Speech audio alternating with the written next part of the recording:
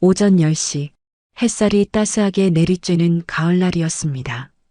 강남구 한복판에 위치한 5층 건물 앞 작은 벤치에는 한 남자가 조용히 앉아 있었습니다. 65세의 박영수였습니다. 회색 점퍼에 낡은 가방 하나를 옆에 놓고 그는 마치 시간이 멈춘 듯 가만히 앉아 카페를 바라보고 있었습니다. 겉보기에는 평범한 노인이었지만 그의 눈빛에는 남다른 깊이가 담겨 있었습니다. 카페 모닝브루의 유리문이 거칠게 열리며 김준호가 나왔습니다. 35세의 그는 깔끔한 셔츠 차림에 앞치마를 두른 채 벤치에 앉은 박영수를 발견하고는 인상을 찌푸렸습니다. 김준호가 박영수에게 다가가며 날카로운 목소리로 말했습니다. 할아버지, 여기서 뭐 하세요? 장사에 방해가 됩니다. 박영수는 고개를 천천히 들어 김준호를 바라보았습니다. 그의 목소리는 차분하고 단호했습니다. 제가 여기 앉을 권리가 있습니다. 김준호의 얼굴이 붉어졌습니다. 3년 전 이 카페를 오픈한 이후 그는 자신의 가게 이미지에 극도로 민감했습니다. SNS에서 핫플레이스로 소문난 이곳에 노숙자가 앉아 있다는 것은 참을 수 없는 일이었습니다. 권리요? 여기는 제 가게 앞이에요. 더러운 노숙자가 앞에 앉아 있으면 손님들이 어떻게 생각하겠어요? 김준호의 말에 박영수의 눈빛이 순간 차갑게 변했습니다. 10년 전까지만 해도 건설회사를 운영하며 수십억을 호가하던 그였지만 지금은 초라한 행색 때문에 노숙자 취급을 받고 있었습니다. 하지만 그에게는 김준호가 모르는 중요한 사실이 있었습니다. 박영수는 바로 이 건물의 소유주였습니다. 그리고 오늘 이 벤치에 앉아 있는 이유는 3년간 문제를 일으켜온 세입자 김준호를 직접 감시하기 위해서였습니다. 월세 연체, 밤늦은 소음, 주변 상인들의 끊임없는 민원, 관리사무소를 통해 전해 들었던 모든 문제들을 이제 직접 확인하고 있었습니다. 김준호는 박영수의 침묵을 약함으로 받아들였습니다. 그는 더욱 거칠게 몰아붙였습니다. 아무 말 없으면 동의하는 거네요. 빨리 다른 데 가세요. 여기는 당신 같은 사람이 있을 곳이 아니에요. 박영수는 여전히 조용했지만 그의 마음속에는 분노가 차오르고 있었습니다. 단순히 모욕당한 것 때문만이 아니었습니다. 자신의 건물에서 자신의 앞에서 월세도 제대로 내지 않는 세입자가 건물주에게 이런 대우를 하고 있다는 사실이 참을 수 없었습니다. 하지만 아직 때가 아니었습니다. 박영수는 김준호의 진짜 모습을 더 지켜보기로 했습니다. 복수는 신중하게 그리고 완벽하게 해야 했습니다. 카페 안에서 이 모든 상황을 지켜보던 직원 이수진은 마음이 무거웠습니다. 그녀는 김준호의 평소 행동들을 너무나 잘 알고 있었습니다. 월세를 제때 내지 않는 것, 밤늦게 친구들과 시끄럽게 노는 것, 그런 주제에 무고한 할아버지를 이렇게 대하는 것이 옳지 않다고 생각했습니다. 김준호는 박영수가 움직이지 않자 더욱 화가 났습니다. 그는 카페 안으로 들어가며 협박하듯 말했습니다. 내일까지도 여기 있으면 경찰 부를 거예요. 문이 닫히자 다시 조용해진 거리에서 박영수는 여전히 벤치에 앉아 카페를 바라보았습니다. 그의 입가에는 알 수 없는 미소가 스쳤습니다. 곧 모든 것이 밝혀질 것이었습니다. 그리고 그때가 되면 누가 진짜 이곳을 떠나야 하는지 분명해질 것이었습니다. 그날 저녁 11시 카페 모닝브루의 영업이 끝나자마자 김준호는 친구들에게 전화를 걸기 시작했습니다. 야, 오늘 카페에서 술 한잔 하자. 이것은 김준호의 일상적인 패턴이었습니다. 지난 3년간 그는 거의 매주 2-3번씩 영업이 끝난 카페에서 친구들과 술 파티를 벌였습니다. 고급스러운 인테리어의 카페를 배경으로 인스타그램에 올릴 사진을 찍고 새벽 2-3시까지 큰 소리로 웃고 떠들며 시간을 보냈습니다. 30분 후 5명의 친구들이 카페로 몰려왔습니다.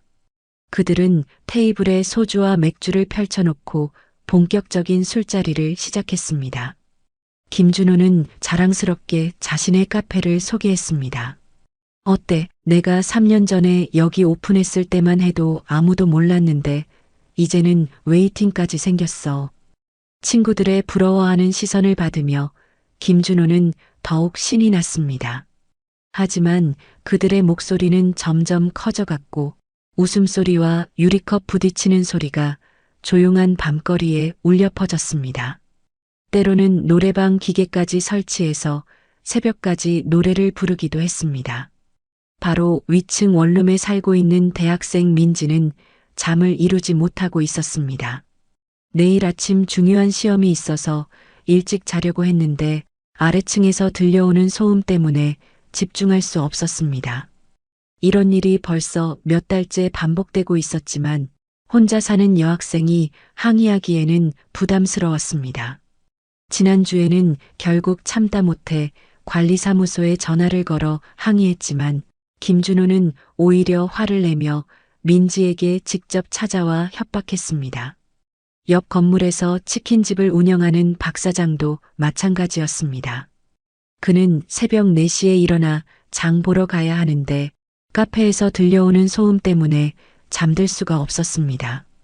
여러 번 관리사무소에 민원을 넣었지만 별다른 조치가 없어 포기한 상태였습니다.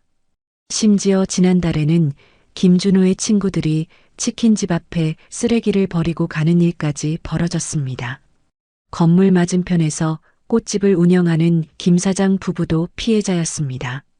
새벽까지 이어지는 소음 때문에 잠을 설치게 된 것은 물론 술에 취한 김준호의 친구들이 가게 앞에서 큰 소리로 통화하거나 담배를 피우는 바람에 꽃들이 시들어버리는 일이 반복되었습니다. 부부는 30년간 이 자리에서 꽃집을 운영해왔지만 이렇게 스트레스를 받은 적은 처음이었습니다. 한편 박영수는 건물에서 200m 떨어진 작은 원룸에서 이 모든 소리를 듣고 있었습니다. 창문을 열고 자신의 건물을 바라보면 1층 카페에서 새어나오는 불빛과 함께 웃음소리가 들려왔습니다. 그는 휴대폰으로 시간을 확인했습니다. 새벽 2시 30분이었습니다. 박영수는 깊은 한숨을 쉬었습니다. 관리사무소에서 매달 보고받던 내용들이 모두 사실이었습니다.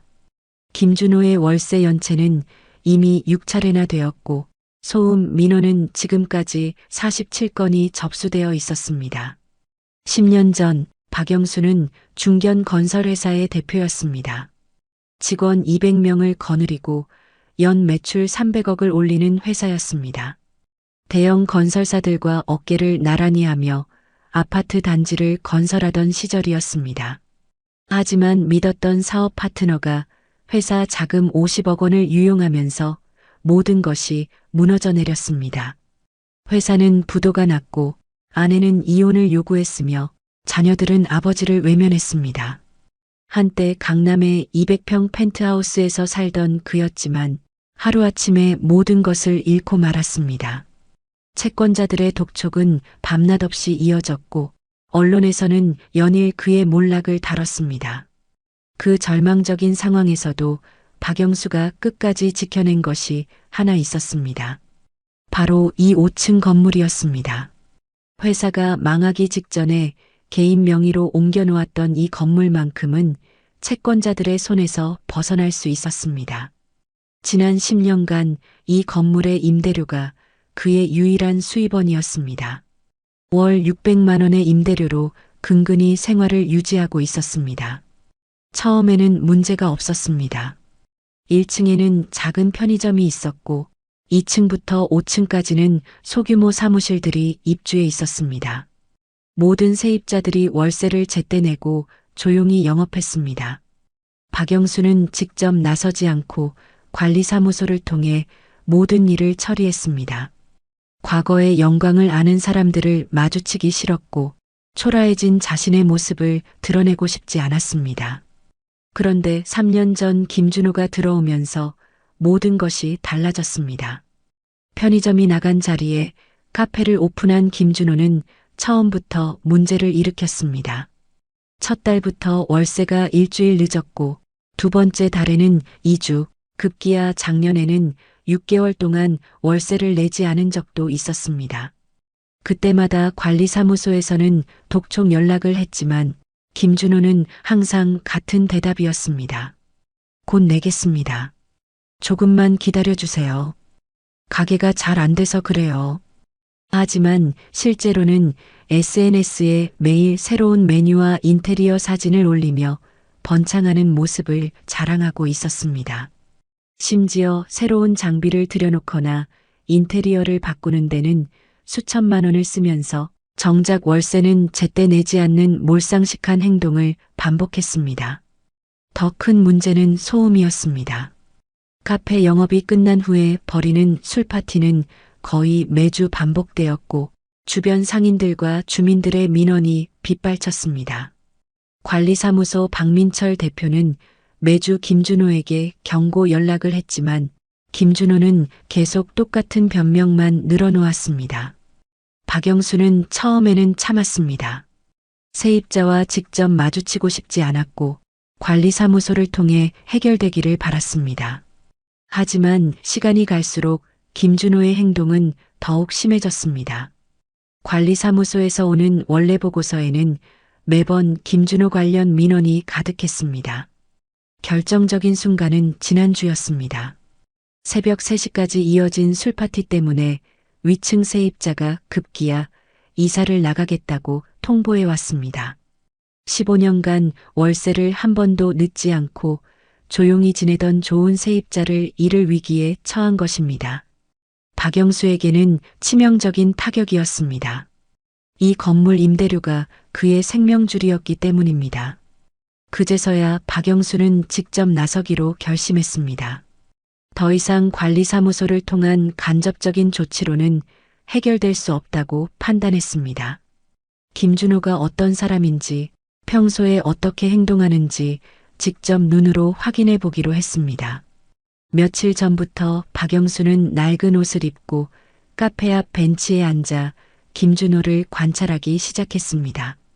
겉보기에는 시간이 많은 노인이 그냥 앉아 있는 것처럼 보였지만 실제로는 문제 세입자에 대한 건물주의 치밀한 감시였습니다.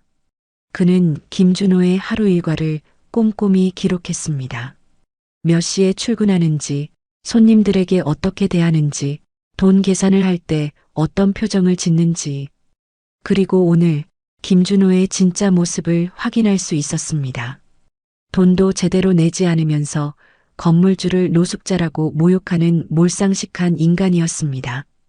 박영수는 창문을 닫고 책상에 앉았습니다. 그리고 3년간 쌓인 김준호의 모든 문제점들을 다시 한번 정리하기 시작했습니다. 월세 연체 기록, 소음 민원 접수 내역, 계약서 위반 사항들. 이제 참을성의 한계에 도달했습니다. 김준호에게 제대로 된 교훈을 줄 때가 왔습니다. 박영수의 눈빛에는 10년 전 건설업계를 호령하던 CEO의 날카로움이 되살아나고 있었습니다. 다음 날 아침 박영수는 여느 때와 같이 카페 앞 벤치에 앉았습니다. 하지만 이번에는 뭔가 달랐습니다. 벤치가 물에 흠뻑 젖어 있었습니다. 김준호가 일부러 새벽에 나와서 호스로 물을 뿌려놓은 것이었습니다. 박영수는 마른 수건을 꺼내 조용히 벤치를 닦고 앉았습니다.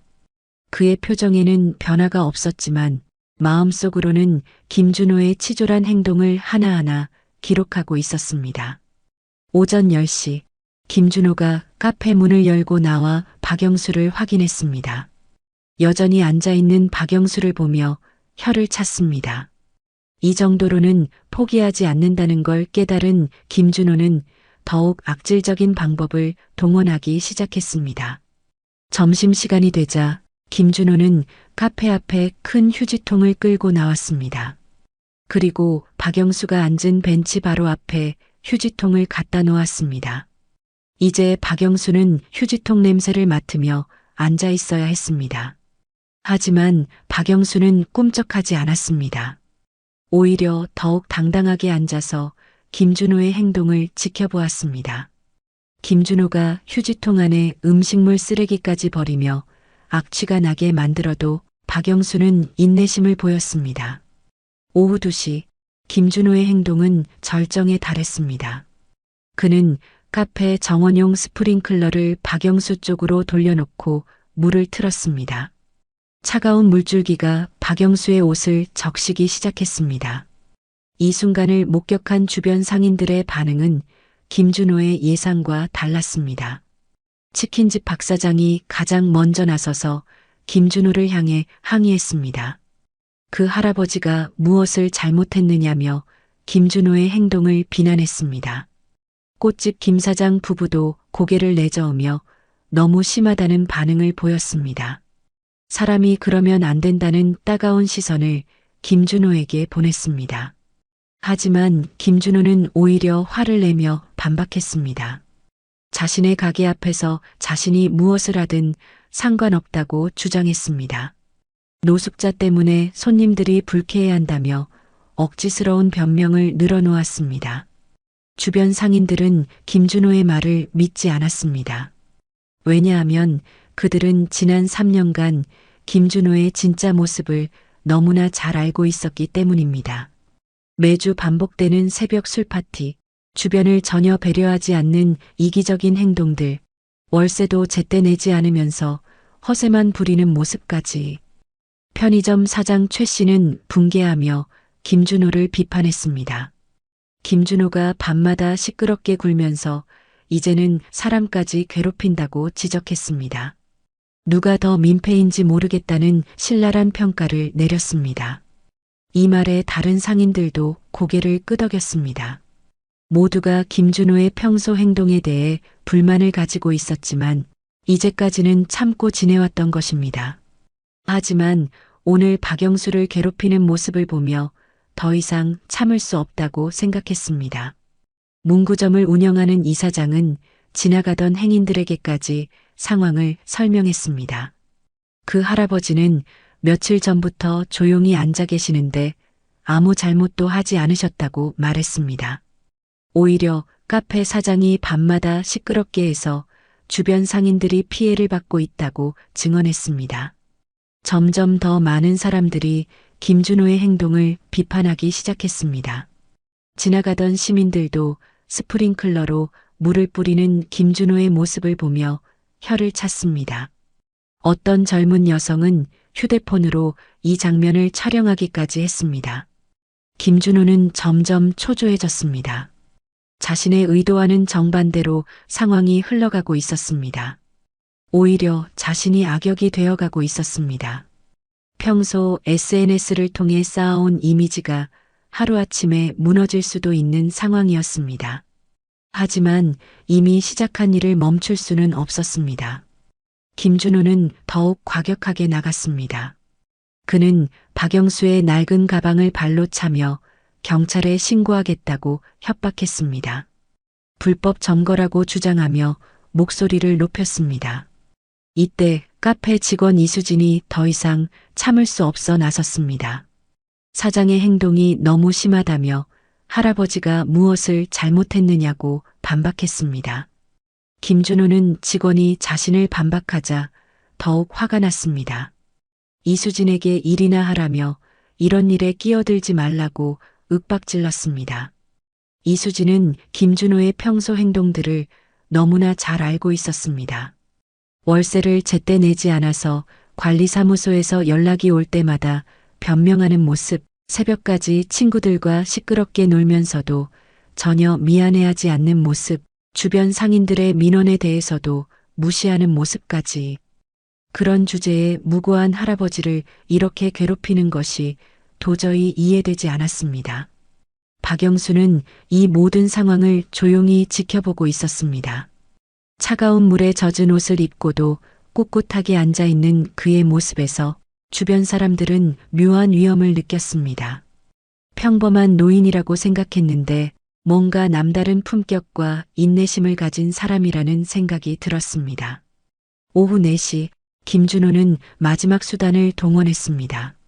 실제로 경찰서에 신고 전화를 걸었습니다. 자신의 가게 앞에 노숙자가 불법 점거하고 있다고 허위 신고를 한 것입니다. 30분 후 경찰관 2명이 현장에 도착했습니다. 하지만 상황을 파악한 경찰관들의 반응은 김준호의 기대와 달랐습니다. 젊은 경찰관은 신고 내용과 다르다며 공공장소인 벤치에 앉아 있는 것은 불법이 아니라고 설명했습니다. 오히려 나이 든 경찰관은 김준호의 행동을 지적했습니다. 무고한 시민에게 물을 뿌리고 괴롭히는 행위가 더 문제라고 지적했습니다. 이런 식으로 또 신고하면 무고죄로 처벌받을 수 있다고 경고했습니다. 경찰관들이 돌아간 후 김준호는 완전히 당황했습니다. 자신의 모든 시도가 실패로 돌아갔을 뿐만 아니라 오히려 자신이 비판받는 상황이 된 것입니다. 반면 박영수는 여전히 침착했습니다.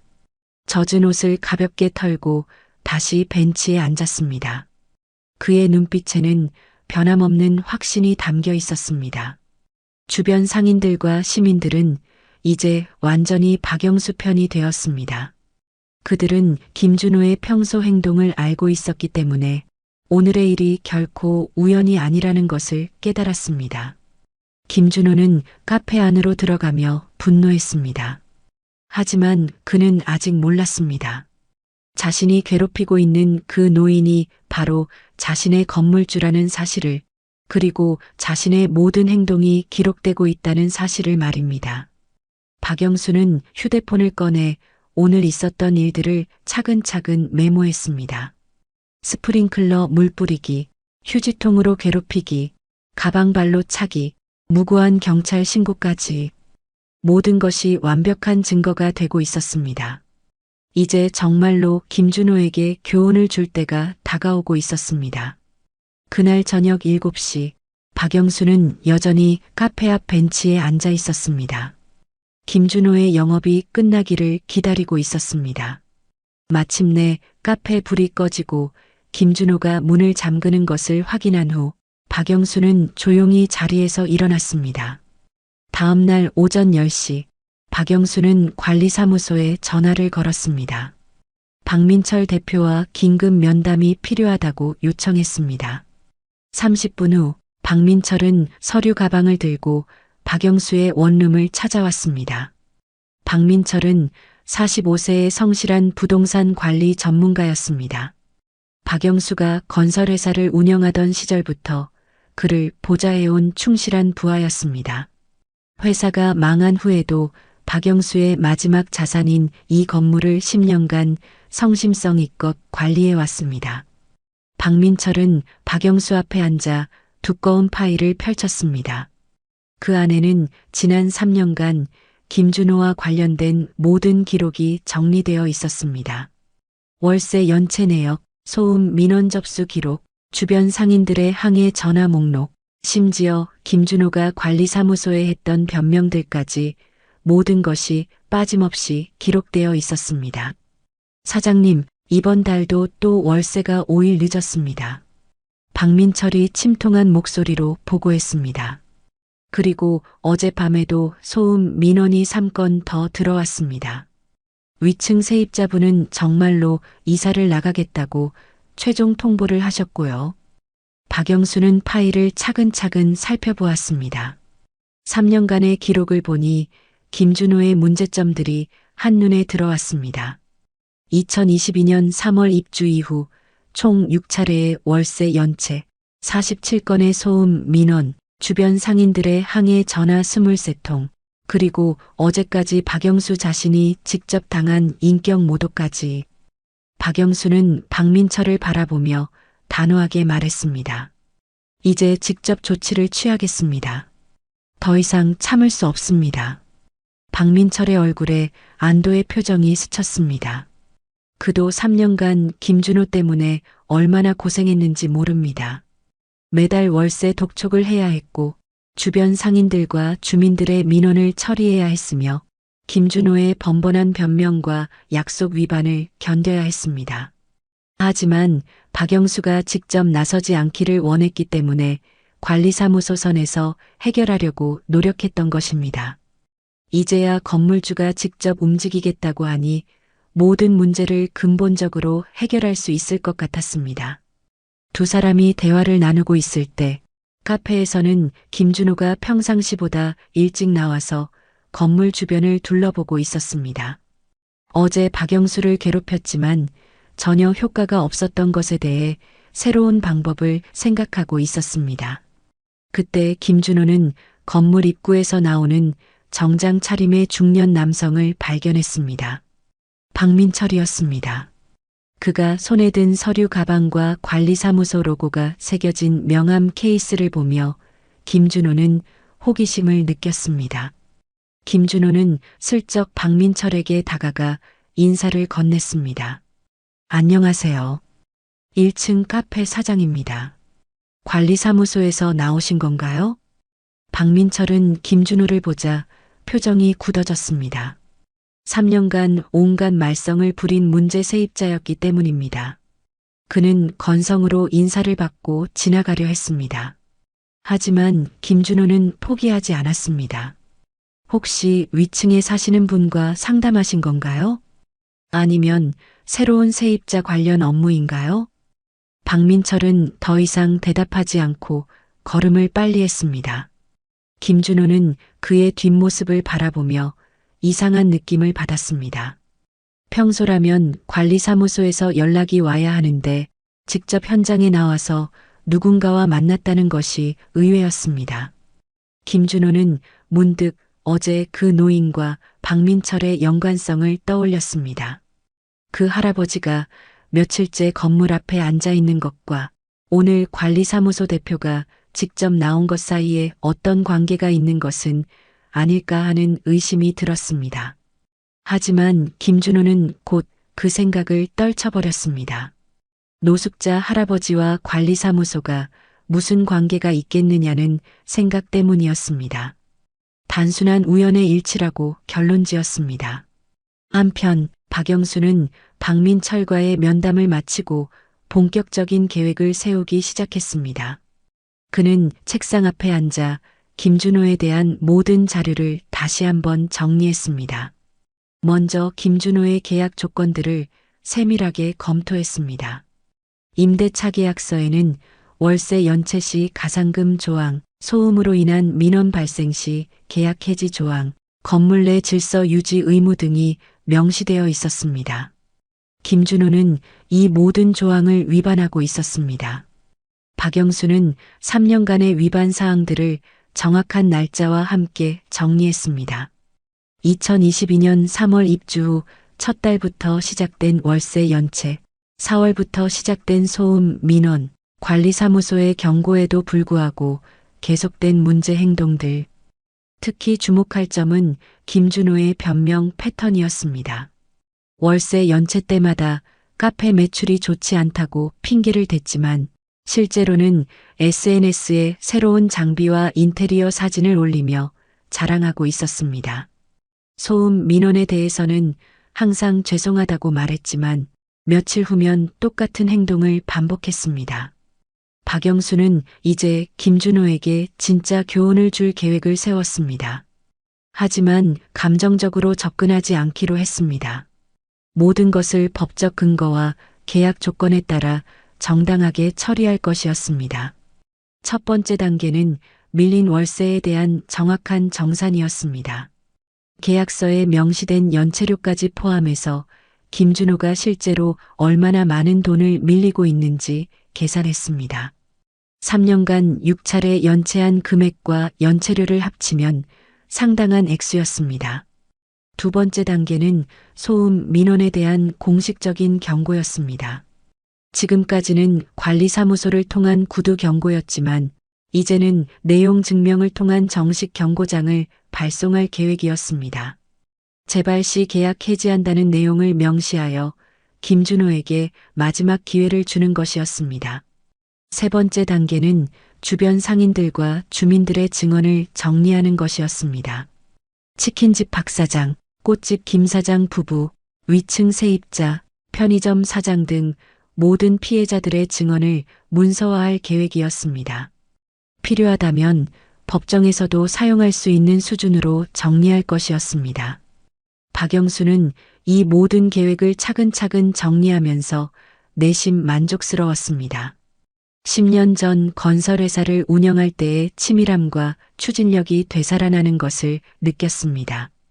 그때처럼 모든 것을 완벽하게 준비해서 한 번의 결정타를 날릴 것이었습니다. 무엇보다 중요한 것은 김준호에게 자신의 정체를 알리는 타이밍이었습니다. 너무 일찍 밝히면 김준호가 급하게 태도를 바꿀 수도 있고 너무 늦게 밝히면 충격의 효과가 떨어질 수도 있었습니다.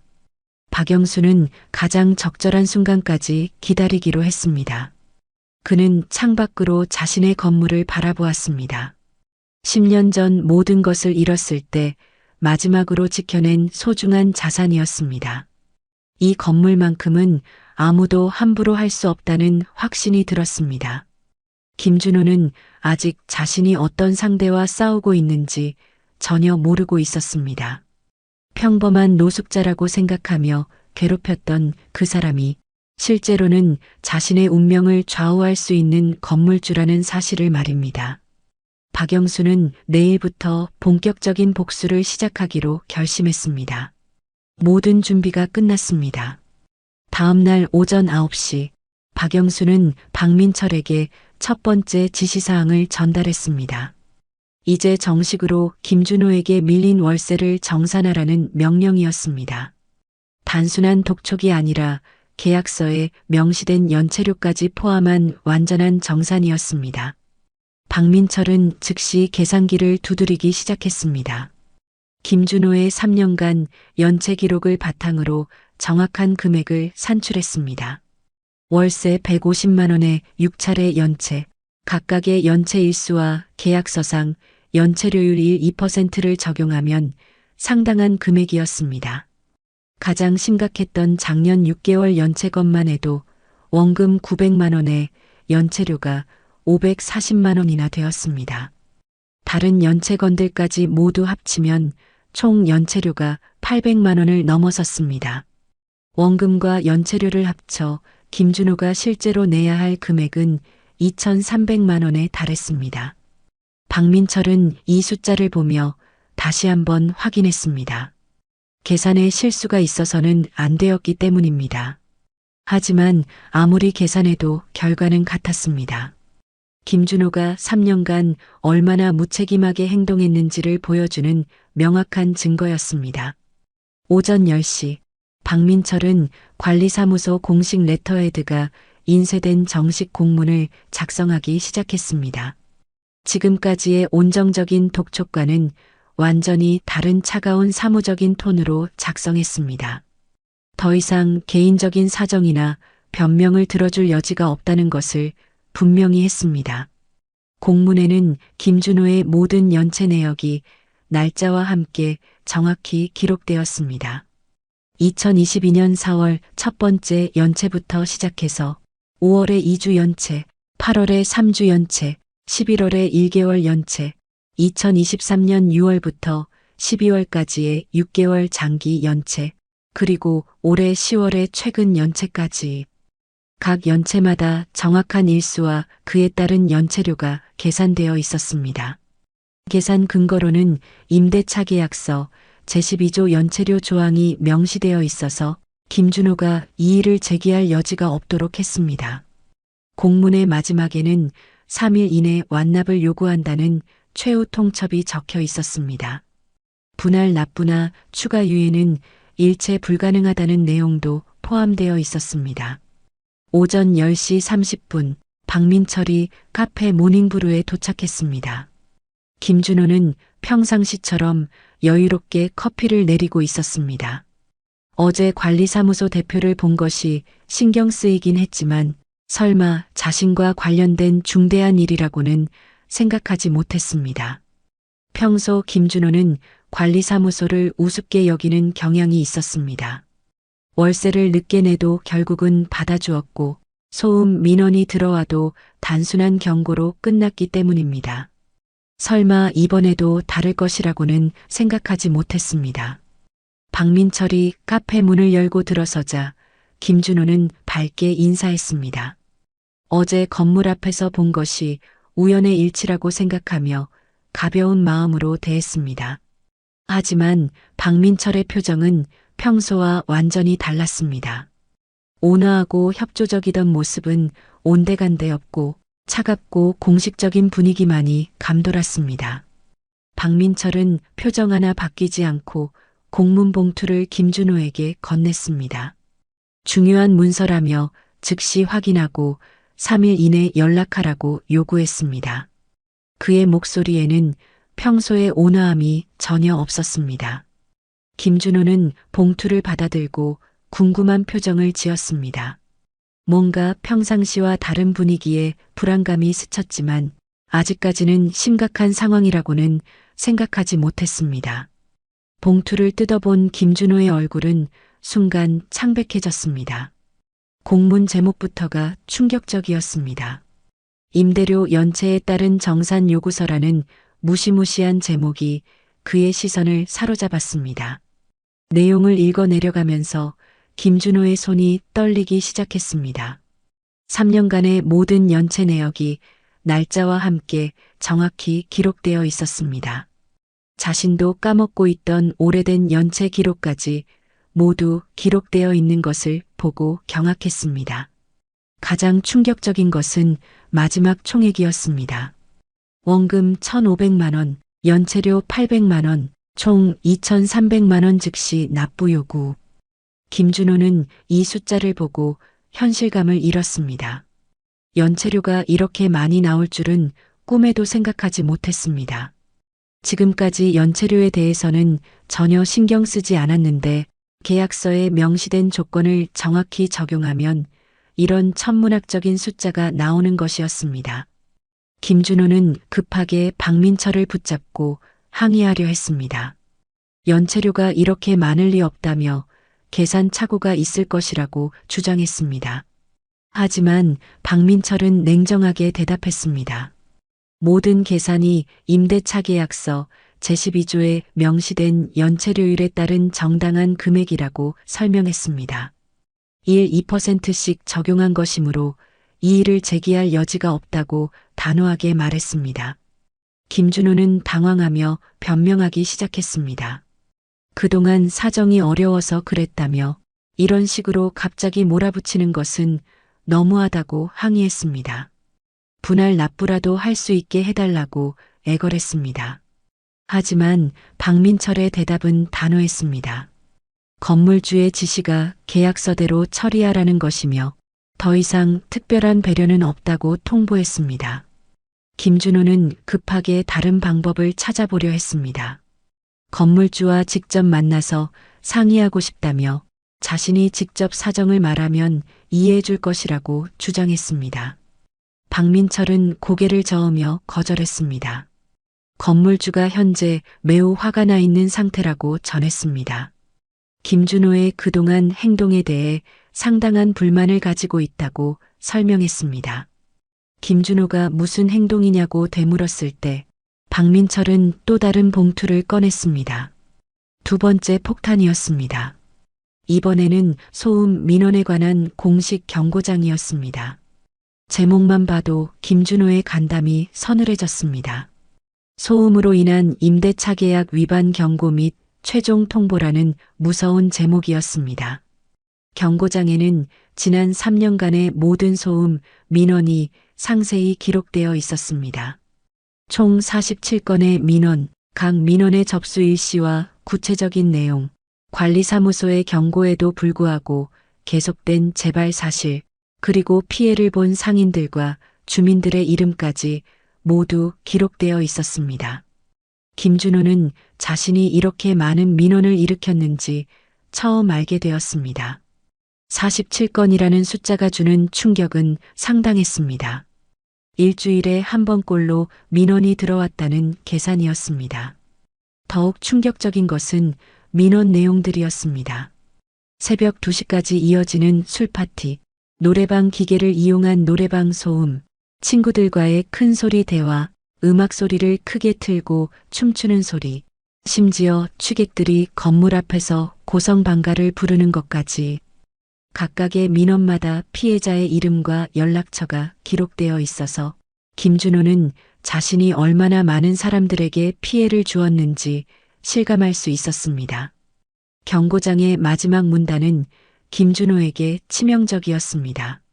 향후 소음 민원이 한 건이라도 더 발생할 경우 임대차 계약서 제15조에 따라 즉시 계약을 해지한다는 내용이었습니다.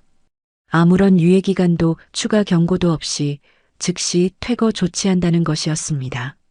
김준호는 완전히 당황했습니다. 3년간 자신이 얼마나 많은 민원을 일으켰는지 정확히 알게 된 것도 충격이었지만 더 큰 충격은 건물주가 이 모든 것을 정확히 파악하고 있다는 사실이었습니다. 김준호는 떨리는 목소리로 항의했습니다.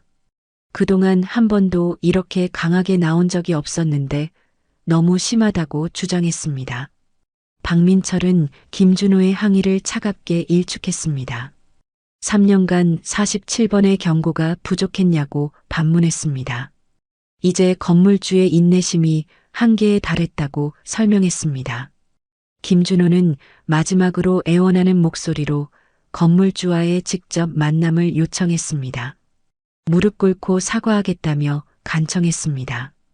박민철은 잠시 망설이는 척하더니 대답했습니다. 건물주가 직접 만남을 원할지 의문이라고 말했습니다. 김준호에 대한 인상이 매우 좋지 않다고 전했습니다. 그러면서 박민철은 의미심장한 말을 덧붙였습니다. 건물주가 김준호의 평소 행동을 모두 지켜보고 있었다고 알려주었습니다. 며칠 전 건물 앞에서 어떤 일이 있었는지도 모두 알고 있다고 말했습니다. 김준호는 순간 등골이 오싹해졌습니다. 며칠 전 건물 앞에서 있었던 일이라고 하면 그 노숙자 할아버지를 괴롭혔던 일을 말하는 것일 수도 있었습니다. 설마 그 일을 건물주가 알고 있다는 것일까요? 하지만 김준호는 그 연관성을 정확히 파악하지 못했습니다. 노숙자와 건물주 사이에 어떤 관계가 있다는 생각은 여전히 하지 못했습니다. 단순히 건물주가 주변 상황을 파악하고 있다는 정도로만 해석했습니다.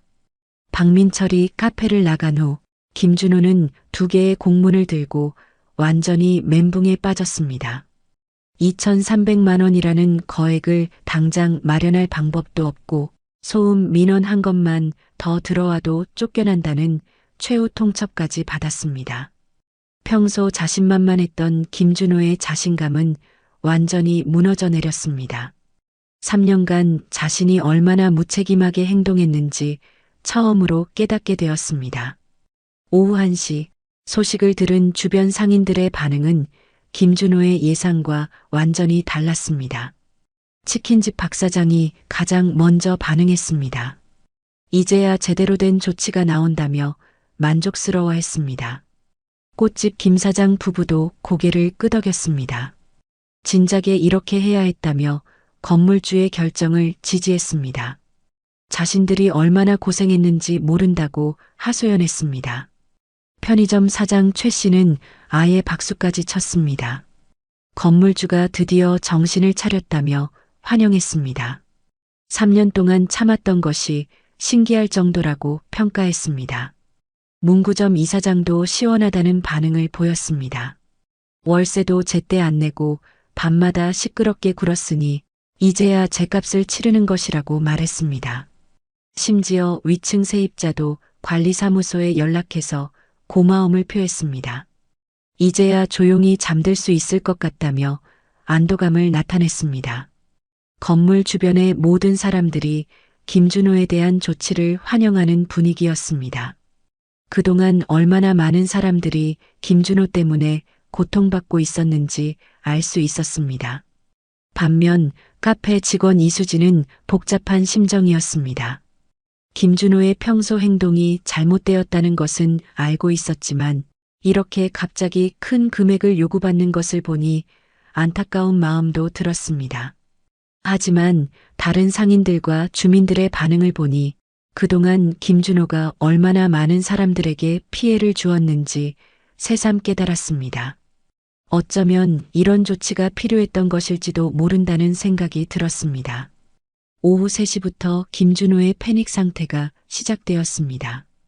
급하게 은행과 지인들에게 연락하기 시작했습니다. 2,300만 원을 마련할 방법을 찾아야 했습니다. 하지만 이미 카페 운영 자금으로 대출을 받은 상태라 추가 대출은 어려웠습니다. 신용 등급도 좋지 않아서 새로운 대출 승인을 받기 힘든 상황이었습니다.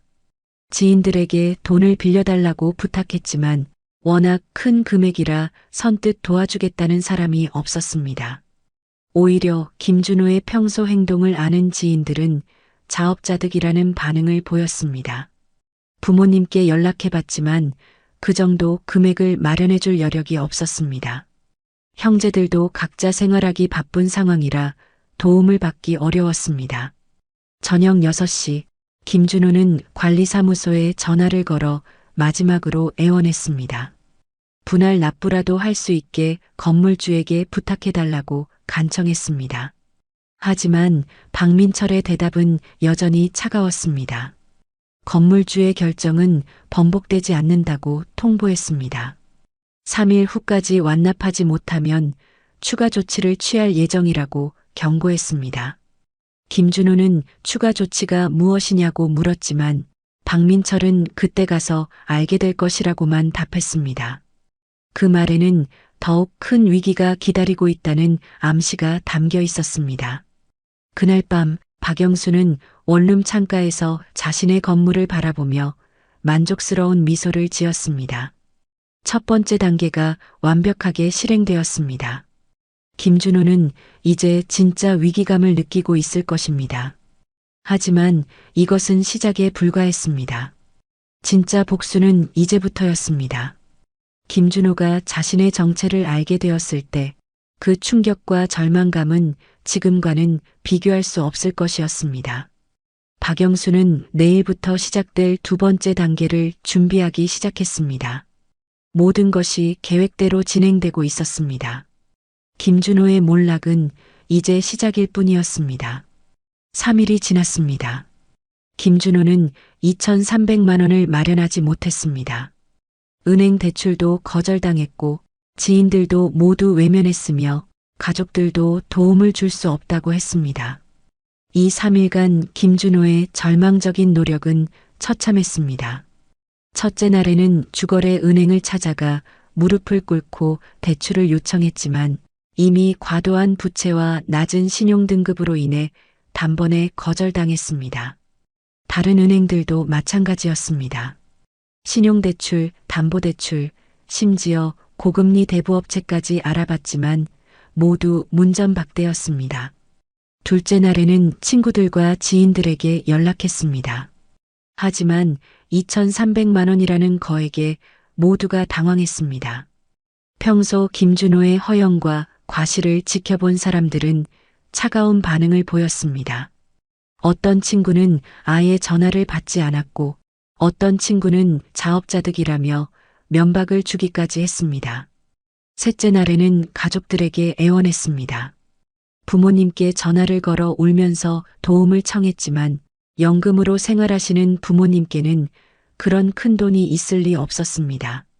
형과 누나에게도 연락했지만 각자의 생활로 바쁜 상황이라 거절당했습니다. 심지어 평소 자랑만 늘어놓던 김준호에게 실망했다는 말까지 들었습니다. 그는 절망적인 마음으로 관리사무소에 마지막 전화를 걸었습니다. 며칠만 더 시간을 달라고 애원했지만 박민철의 대답은 냉혹했습니다. 이제 추가 조치를 취할 시간이라고 통보했습니다. 다음 날 오전 9시 박민철이 또 다른 공문을 들고 카페에 나타났습니다. 이번에는 김준호의 얼굴이 완전히 절망으로 일그러졌습니다. 공문 제목이 그의 운명을 결정짓는 것이었습니다. 임대차 계약 해지 통보서. 김준호는 떨리는 손으로 공문을 받아들었습니다. 내용을 읽어보니 더욱 충격적이었습니다. 단순히 월세 연체만이 아니라 3년간의 모든 계약 위반 사항이 조목조목 기록되어 있었습니다. 첫 번째 위반 사항은 월세 연체였습니다.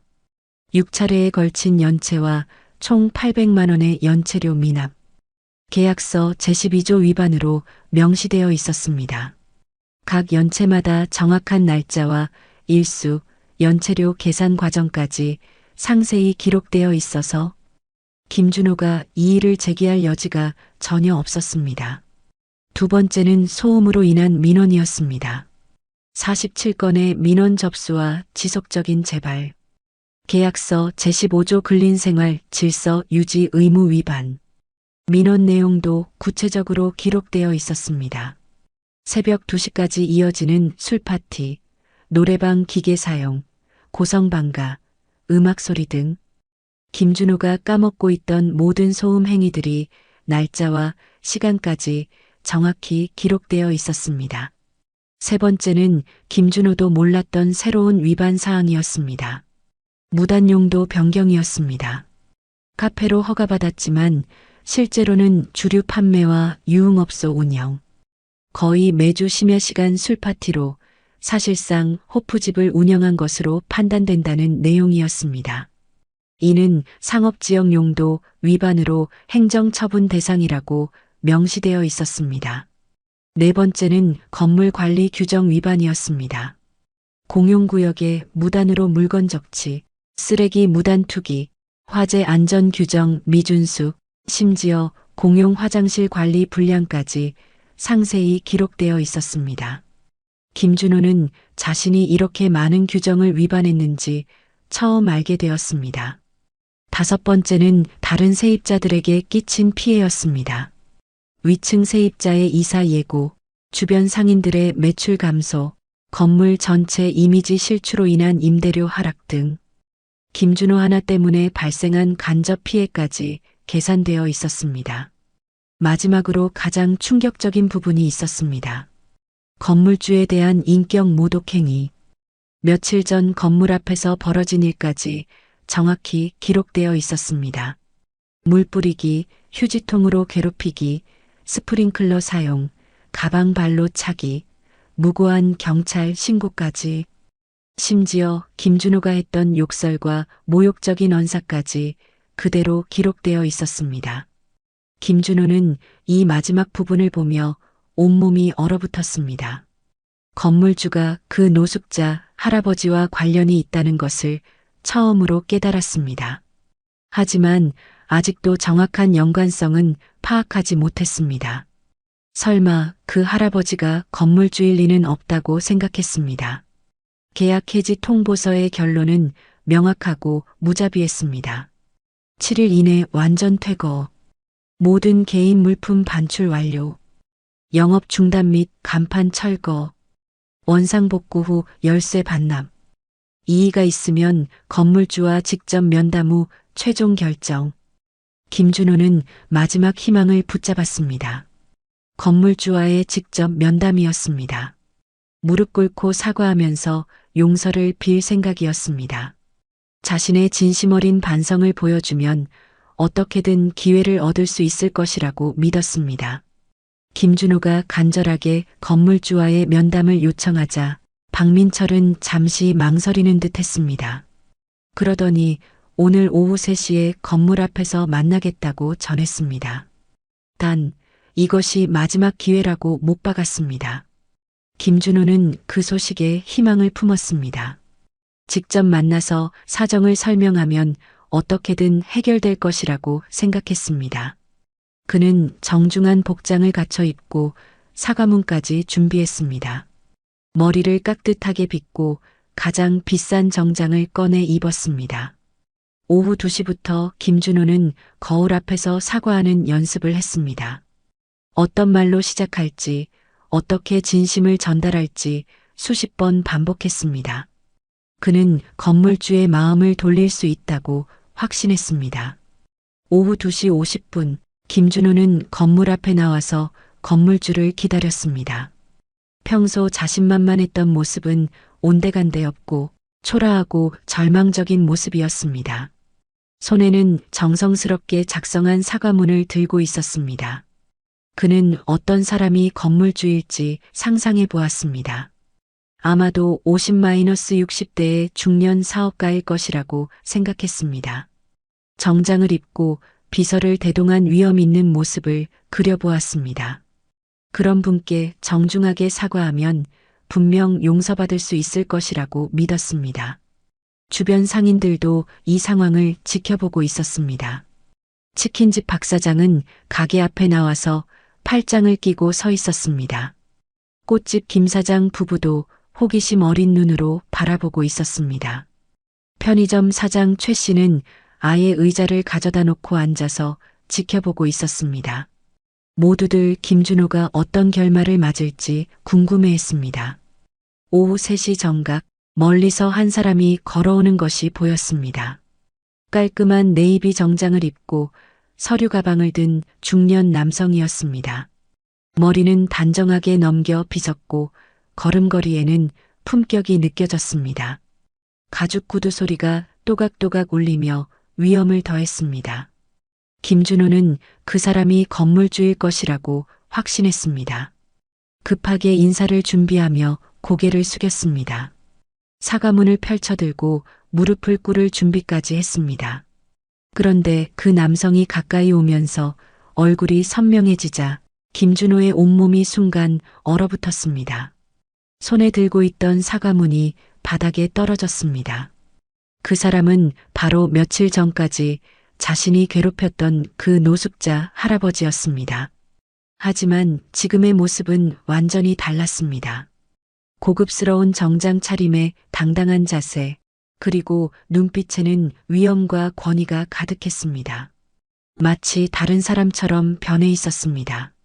박영수가 김준호 앞에 서서 차분하면서도 위엄 있는 목소리로 말했습니다. 안녕하세요. 건물주 박영수입니다. 그 순간 김준호의 머릿속이 하얗게 변했습니다. 자신이 노숙자라고 생각하며 괴롭혔던 그 할아버지가 바로 자신의 건물주였다는 충격적인 사실을 깨달았습니다. 현실감을 잃고 비틀거렸습니다. 김준호는 말을 할 수 없었습니다. 입이 벌어진 채 박영수를 바라볼 뿐이었습니다.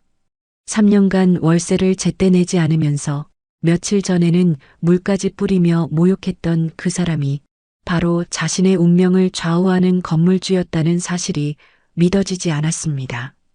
박영수는 김준호의 충격적인 표정을 차분히 바라보았습니다. 그의 얼굴에는 만족스러운 미소가 스쳤습니다. 3년간 준비해온 이 순간이 드디어 왔습니다.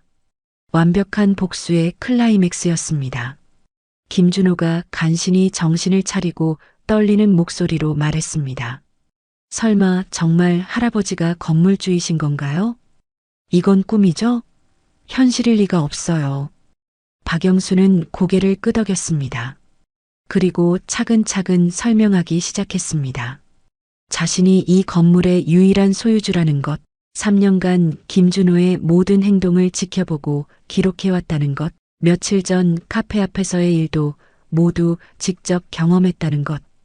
김준호는 무릎이 꺾이며 바닥에 주저앉았습니다. 자신이 얼마나 큰 실수를 했는지 깨달았습니다. 건물주에게 월세를 제때 내지 않은 것도 모자라 직접 만나서 모욕하고 괴롭혔다는 사실이 믿을 수 없었습니다. 주변에서 지켜보던 상인들도 경악했습니다. 그들도 그 할아버지가 건물주였다는 사실을 처음 알게 되었습니다. 그동안 김준호가 얼마나 무례하게 행동했는지 새삼 깨달았습니다. 박영수는 김준호를 내려다보며 조용하면서도 위험 있는 목소리로 말하기 시작했습니다. 지금부터 김 사장님의 3년간 행적을 정리해 보겠습니다. 첫 번째로 월세 연체 문제였습니다. 2022년 4월부터 2024년 10월까지 총 6차례의 연체. 가장 심했던 작년에는 6개월 동안 단 한 푼도 내지 않았습니다. 매번 사정이 어렵다고 변명했지만 실제로는 SNS에 새로운 장비와 인테리어를 자랑하고 있었습니다. 월세 150만 원도 제때 내지 못하면서 수천만 원짜리 에스프레소 머신을 구입했고 인테리어 공사에만 3천만 원을 썼습니다. 두 번째로 소음 민원 문제였습니다. 3년간 총 47건의 민원이 접수되었습니다. 위층 세입자, 주변 상인들, 근처 주민들이 모두 피해를 호소했습니다. 관리사무소에서 47번의 경고를 했지만 단 한 번도 개선되지 않았습니다. 오히려 갈수록 더 심해졌습니다.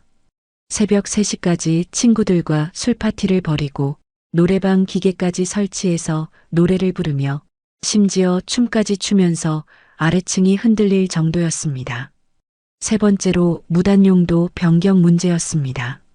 카페로 허가받았지만 실제로는 주류를 판매하며 유흥업소를 운영했습니다.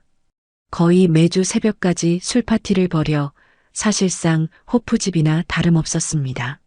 심지어 불법 도박까지 한 적이 있다는 신고도 들어왔습니다. 네 번째로 건물관리 규정 위반이었습니다. 공용구역에 무단으로 물건을 쌓아두고 쓰레기를 함부로 버리며 화재 안전 규정도 무시했습니다. 비상구에 물건을 쌓아놓아 안전의 위험을 조성하기까지 했습니다. 박영수는 여기서 잠시 멈추고 김준호를 바라보았습니다. 김준호는 고개를 들지 못하고 바닥만 바라보고 있었습니다. 온몸이 떨리고 있었습니다. 마지막으로 가장 용서할 수 없는 일이었습니다. 박영수의 목소리가 차가워졌습니다. 며칠 전부터 오늘까지 저를 노숙자라고 생각하며 벌인 일들입니다. 박영수는 그날들의 일을 하나하나 되짚어 갔습니다. 첫날 새벽에 벤치에 물을 뿌려놓고 더러운 노숙자라고 모욕한 일, 둘째 날 휴지통을 가져다 놓고 음식물 쓰레기까지 버려 악취가 나게 만든 일, 셋째 날 스프링클러로 차가운 물을 뿌리고 가방을 발로 찬 일, 그리고 무고한 경찰 신고까지. 김준호는 자신의 모든 행동이 기록되고 있었다는 사실에 경악했습니다. 그는 떨리는 목소리로 사과하기 시작했습니다. 죄송합니다. 정말 죄송합니다. 몰랐습니다. 정말 몰랐어요. 할아버지가 건물주이신 줄 꿈에도 몰랐어요. 하지만 박영수의 표정은 조금도 누그러지지 않았습니다. 몰랐다고요? 그럼 노숙자라고 생각했으면 그렇게 대해도 되는 건가요? 사람을 사람으로 보지 않아도 되는 건가요? 김준호는 할 말이 없었습니다. 박영수의 질문이 핵심을 찔렀기 때문입니다. 설령 정말 노숙자였다고 해도 그렇게 대할 권리는 없었습니다. 박영수는 계속해서 말했습니다. 김 사장님은 3년간 이 건물에서 온갖 민폐를 끼쳤습니다. 월세도 제때 내지 않고 소음으로 주변 사람들을 괴롭히고 건물 관리 규정도 무시했습니다. 그런 주제에 건물주인 저를 노숙자라고 생각하며 모욕했습니다. 물을 뿌리고 휴지통으로 괴롭히고 경찰까지 불렀습니다. 이제 김 사장님께서 저에게 하신 그 말씀을 그대로 돌려드리겠습니다. 김준호는 무릎을 꿇고 애원했습니다. 용서해 주세요. 제발 용서해 주세요. 앞으로는 절대 그런 일 없을 거예요. 월세도 제때 내고 조용히 영업하겠습니다. 정말 잘못했습니다. 하지만 박영수는 고개를 저었습니다. 3년간 47번의 기회를 드렸지만 단 한 번도 개선되지 않았습니다. 이제 기회는 끝났습니다. 박영수는 김준호에게 마지막 통보를 했습니다. 7일 후 완전 퇴거하시기 바랍니다. 이에 제기나 추가 협상은 받지 않겠습니다. 김준호가 울먹이며 재차 애원했지만 박영수는 돌아서기 시작했습니다. 그때 박영수가 마지막 한마디를 던졌습니다. 김 사장님께서 저에게 하신 말씀을 그대로 돌려드립니다. 이제 정말로 거리를 경험해 보시길 바랍니다. 이 말을 남기고 박영수는 당당하게 걸어갔습니다. 뒤에는 절망에 빠진 김준호가 바닥에 무릎 꿇은 채 남겨졌습니다. 주변에서 이 광경을 지켜본 상인들과 주민들의 반응은 폭발적이었습니다. 치킨집 박사장이 가장 먼저 박수를 쳤습니다. 그동안 참으셨던 건물주분이 드디어 제대로 된 조치를 취하신 것에 대해 찬사를 보냈습니다. 꽃집 김 사장 부부는 고개를 끄덕이며 만족스러워했습니다. 30년간 이 동네에서 장사하면서 이렇게 속 시원한 일은 처음이라고 말했습니다. 편의점 사장 최 씨는 아예 환호성을 질렀습니다. 정의가 승리했다며 박영수의 결정을 전폭 지지했습니다. 문구점 이사장도 시원하다는 반응을 보였습니다. 김준호 같은 사람은 마땅히 이런 결과를 받아야 한다고 평가했습니다. 위층 세입자도 창문을 열고 박영수에게 감사 인사를 전했습니다. 이제야 조용히 잠들 수 있게 되었다며 안도감을 표현했습니다. 심지어 지나가던 시민들까지 박영수의 편을 들었습니다. 며칠 전 김준호가 노인을 괴롭히는 모습을 본 사람들이 많았기 때문입니다. 반면 김준호는 완전히 고립되었습니다. 그를 동정하거나 도와주려는 사람은 아무도 없었습니다. 3년간 자신의 행동이 얼마나 많은 사람들에게 피해를 주었는지 뼈저리게 깨달았습니다. 카페 직원 이수진도 복잡한 심정이었습니다. 김준호를 위해 일했지만 이제 그의 진짜 모습을 알게 되었고 박영수의 결정이 정당하다는 것을 인정할 수밖에 없었습니다. 그날 저녁 박영수는 원룸에서 창밖을 바라보며 깊은 만족감을 느꼈습니다. 10년간 준비해온 복수가 완벽하게 성공했습니다. 김준호는 자신의 행동에 대한 정당한 대가를 치르게 되었습니다. 하지만 박영수의 마음에는 복수의 쾌감보다는 정의가 실현되었다는 뿌듯함이 더 컸습니다. 그는 단순히 개인적인 원한을 풀기 위해 복수한 것이 아니었습니다. 진정한 목적은 잘못된 행동에 대한 마땅한 결과를 보여주는 것이었습니다. 박영수는 내일부터 새로운 세입자를 구할 계획을 세우기 시작했습니다. 이번에는 정말로 모범적인 세입자를 찾을 것이었습니다. 그리고 이 건물이 다시 평화롭고 조용한 공간이 되도록 만들 것이었습니다. 완벽한 복수가 완성되었습니다. 일주일이 지났습니다. 김준호는 마지막까지 기적을 바랐지만 결국 아무런 해결책을 찾지 못했습니다.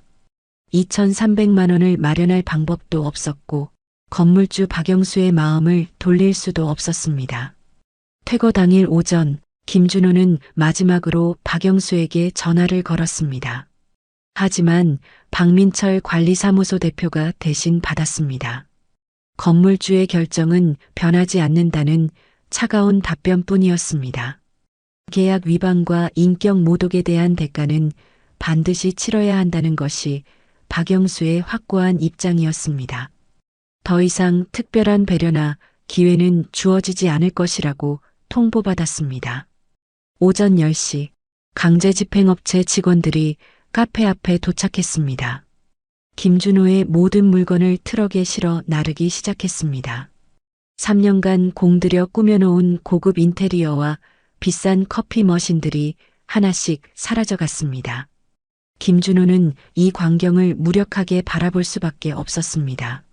자신이 자랑스러워했던 모든 것들이 박스에 담겨나가는 모습을 보며 지난 3년간의 오만함과 무책임함을 뼈저리게 후회했습니다. 특히 며칠 전 박영수를 괴롭혔던 일이 계속 떠올랐습니다. 건물주인 줄도 모르고 노숙자라며 물을 뿌리고 모욕했던 그 순간들이 지금의 비참한 현실을 만든 결정적인 계기였습니다. 오후 1시 카페의 간판이 철거되었습니다. 모닝브루라는 예쁜 글씨가 새겨진 간판이 바닥에 떨어지는 순간 김준호의 3년간 꿈이 완전히 무너져 내렸습니다. 주변 상인들과 주민들은 이 광경을 지켜보며 다양한 반응을 보였습니다. 대부분은 시원하다는 표정이었습니다. 3년간 김준호 때문에 받았던 스트레스를 생각하면 당연한 결과라고 여겼습니다. 치킨집 박 사장은 안도의 한숨을 쉬었습니다. 이제야 밤에 조용히 잠들 수 있게 되었다고 중얼거렸습니다. 새벽 3시까지 이어지던 소음 때문에 얼마나 고생했는지 모릅니다. 꽃집 김 사장 부부는 만족스러운 표정으로 고개를 끄덕였습니다. 30년간 이 자리에서 꽃집을 운영하면서 이렇게 속 시원한 일은 처음이라고 말했습니다. 김준호의 친구들이 가게 앞에서 담배를 피우며 꽃들을 시들게 만들었던 일들이 이제는 사라질 것입니다. 편의점 사장 최 씨는 아예 기뻐하며 박수까지 쳤습니다. 정의가 승리했다며 박영수의 결정을 전폭 지지한다고 표현했습니다. 월세도 제때 내지 않으면서 허세만 부리던 김준호가 마침내 제값을 치르게 되었다고 평가했습니다. 문구점 이사장도 시원하다는 반응을 보였습니다. 김준호 같은 사람은 마땅히 이런 결과를 받아야 한다고 말했습니다. 다른 성실한 사업자들에게 피해를 주면서 자기만 잘 나간다고 생각했던 것이 잘못이었다고 지적했습니다. 위층 세입자는 창문을 열고 환호성을 질렀습니다. 드디어 조용한 밤을 되찾게 되었다며 감격해했습니다. 15년간 이 건물에서 살면서 이렇게 스트레스를 받은 적은 처음이었는데 이제야 평화를 되찾을 수 있게 되었습니다. 심지어 지나가던 시민들도 김준호를 곱지 않은 시선으로 바라봤습니다. 며칠 전 노인을 괴롭히는 모습을 목격했던 사람들이 많았기 때문입니다. 사람을 겉모습으로 판단하고 함부로 대했던 것에 대한 당연한 결과라고 여겼습니다. 반면 김준호를 동정하거나 도와주려는 사람은 아무도 없었습니다. 3년간 자신의 행동이 얼마나 많은 사람들에게 피해를 주었는지 이제야 뼈저리게 깨달았지만 이미 늦었습니다. 카페 직원 이수진은 복잡한 심정으로 마지막 정리를 도왔습니다. 김준호를 위해 3년간 성실히 일했지만 이제는 그의 진짜 모습을 알게 되었고 실망감이 컸습니다. 새로운 직장을 구해야 하는 현실적인 걱정도 있었지만 동시에 김준호의 몰락이 자업자득이라는 생각도 들었습니다. 오후 4시 모든 정리가 끝났습니다. 김준호는 마지막으로 텅 빈 카페 안을 둘러보았습니다. 3년 전 첫 오픈했을 때의 설렘과 희망이 떠올랐지만 이제는 모든 것이 허무하게 느껴질 뿐이었습니다. 그는 열쇠를 박민철에게 건네며 마지막 인사를 했습니다. 하지만 박민철의 표정은 여전히 차가웠습니다. 3년간 얼마나 많은 문제를 일으켰는지 잊지 않고 있었습니다. 김준호가 짐을 들고 건물을 나서는 순간 멀리서 박영수가 나타났습니다. 깔끔한 정장 차림으로 당당하게 걸어오는 모습이 위험 있어 보였습니다. 김준호는 마지막으로 박영수에게 고개를 숙여 인사했습니다. 하지만 박영수는 담담한 표정으로 지나쳐갔습니다. 더 이상 할 말이 없다는 듯한 모습이었습니다. 일주일 후 박영수는 비어있는 1층 공간을 새롭게 꾸미기 시작했습니다. 하지만 이번에는 상업시설이 아니었습니다. 지역 주민들을 위한 작은 도서관과 휴게 공간을 만들기로 결정한 것입니다. 박영수는 이 공간을 평화도서관이라고 이름 지었습니다. 주민들이 조용히 책을 읽고 쉴 수 있는 공간으로 만들 계획이었습니다. 상업적 이익보다는 지역사회에 기여하는 것이 더 의미 있다고 생각했습니다. 주변 상인들과 주민들은 이 소식을 듣고 크게 환영했습니다. 이 동네에 이런 문화공간이 생긴다면 정말 좋겠다고 입을 모았습니다. 김준호의 시끄러운 카페 대신 조용하고 평화로운 공간이 들어서는 것에 대해 만족스러워했습니다. 치킨집 박사장은 도서관 운영에 도움이 되고 싶다며 자원봉사를 제안했습니다. 꽃집 김 사장 부부는 예쁜 화분들을 기증하겠다고 약속했습니다. 편의점 사장 최 씨는 책을 기증하겠다고 나섰습니다. 한 달 후 평화도서관이 정식으로 문을 열었습니다. 개관식에는 동네 주민들이 모두 모여 축하해 주었습니다. 아이들부터 어르신들까지 다양한 연령층의 사람들이 찾아와 책을 읽고 담소를 나누었습니다. 박영수는 이 광경을 보며 깊은 만족감을 느꼈습니다. 복수를 완성한 것도 의미 있었지만 이렇게 지역사회에 도움이 되는 일을 할 수 있다는 것이 더욱 뿌듯했습니다. 저녁 무렵 박영수는 도서관 한편에 앉아 창밖을 바라보았습니다. 김준호가 사라진 후 이 거리는 정말로 평화로워졌습니다. 소음도 없고 민원도 없는 조용한 일상이 돌아왔습니다.